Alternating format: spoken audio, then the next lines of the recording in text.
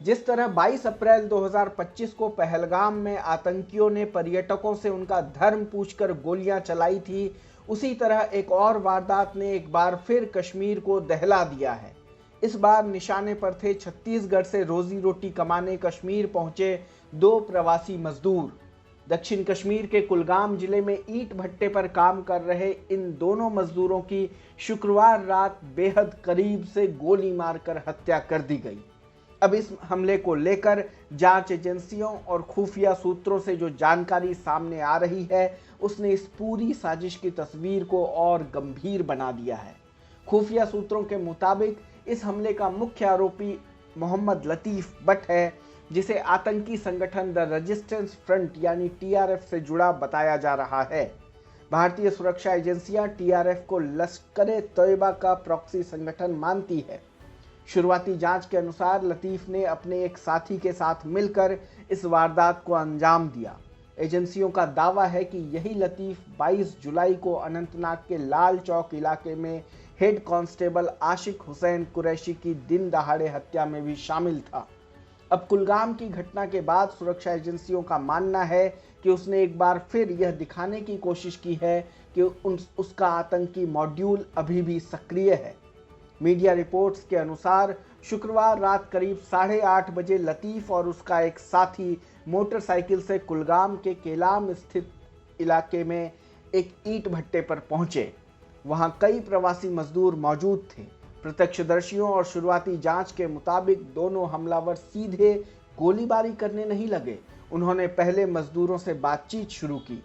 उन्होंने नाम पूछे, पहचान के बारे में जानकारी ली और कुछ देर तक बिल्कुल सामान्य तरीके से उनके बीच बैठे रहे। बताया जा रहा है कि लतीफ लगभग 15 से 20 मिनट तक वहीं मौजूद रहा ताकि किसी को उस पर शक न हो। रिपोर्ट्स के मुताबिक लतीफ अपने साथ एक काला बैग लेकर आया था। इसी बैग में उसने अपनी असॉल्ट राइफल छिपा कर रखी थी। बातचीत के दौरान उसने मजदूरों का भरोसा जीतने की कोशिश की। उसने ऐसा माहौल बनाया कि किसी को यह अंदाजा तक नहीं हुआ कि अगले कुछ सेकंड में क्या होने वाला है। जब मजदूर पूरी तरह निश्चिंत हो गए तो उसने वहां मौजूद लोगों से कहा कि उसे प्यास लगी है और पानी चाहिए।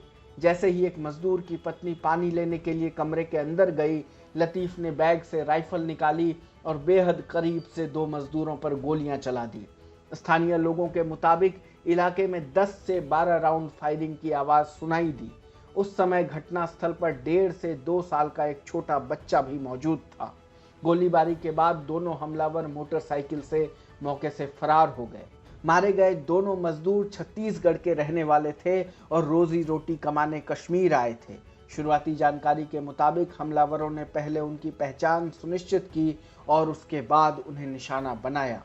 यही वजह है कि जांच एजेंसियां इस हमले की तुलना पहलगाम आतंकी हमले से कर रही हैं, जहां पर्यटकों की पहचान पूछने के बाद उन्हें गोली मारी गई थी। जांच एजेंसियों का मानना है कि यह हमला केवल 2 लोगों की हत्या तक सीमित नहीं था, बल्कि इसके पीछे एक बड़ा संदेश देने की कोशिश भी थी। खुफिया सूत्रों के अनुसार लतीफ यह दिखाना चाहता था कि सुरक्षा एजेंसियों की लगातार कार्रवाई के बावजूद उसका मॉड्यूल अब भी सक्रिय है और कश्मीर में लक्षित हमले यानी टारगेटेड किलिंग करने की क्षमता रखता है। एजेंसियों को यह भी शक है कि इस पूरी साजिश की योजना सीमा पार बैठे आतंकी आकाओं ने तैयार की। शुरुआती संदेह पाकिस्तान में मौजूद आतंकी हैंडलर सज्जाद जट उर्फ सैफुल्ला पर जताया जा रहा है, जिसे जैश-ए-मोहम्मद का वरिष्ठ हैंडलर बताया जाता है। हालांकि इस पहलू की आधिकारिक पुष्टि अभी जांच पूरी होने के बाद ही हो सकेगी। घटना के बाद जम्मू कश्मीर पुलिस, सेना और अन्य सुरक्षा एजेंसियों ने पूरे इलाके की घेराबंदी कर तलाशी अभियान शुरू कर दिया है। जिस ईंट भट्टे पर हमला हुआ वहां पहले से सीसीटीवी कैमरे लगे हुए थे।